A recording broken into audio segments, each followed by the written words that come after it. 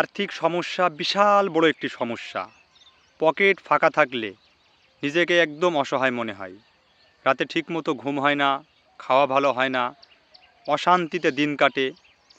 বিষাদ একটি চিন্তা ভাবনার ভিতর দিয়ে মনের ভিতরে গবেষণা চলে যে কি একটা যেন অশূন্যতায় ভুগছি।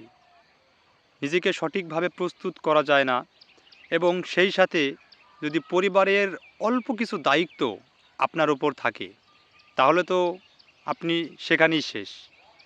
কারণ একদিকে অর্থের সমস্যা এবং অন্যদিকে থাকে পরিবারের অল্প কিছু চাহিদা যেটা আপনার দ্বারা পূরণ হয়ে থাকে।